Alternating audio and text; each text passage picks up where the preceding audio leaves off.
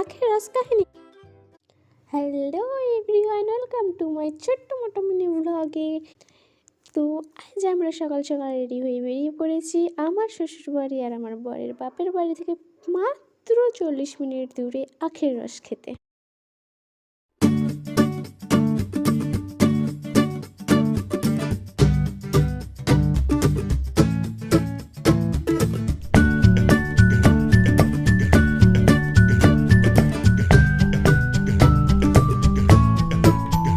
তো আর কি, বরের বাড়িতে বসে এই সুন্দর মনোরম পরিবেশটা দেখতে দেখতে আর আর আমরা চলেছি আখের রস খেতে।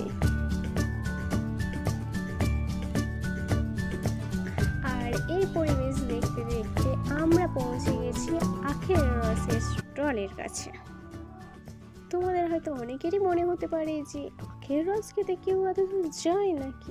একদম রাইট, তোমাদের মনে হওয়াটাই ঠিক, কারণ আমরা আখের রস খেতে এত দূর আসিনি, আমরা এসেছিলাম অন্য একটা পার্সোনাল কাজে। বাট সেটা না হওয়ায় আমার বড় আমাকে আখের রস খাইয়ে নিয়ে বাড়ি চলে যায়। তো ফ্রেন্ড, আমরা এখানে আখের রস খেতে থাকি আর তোমরা ওখানে লাইক কমেন্ট সাবস্ক্রাইব করে দিও। Tata, by.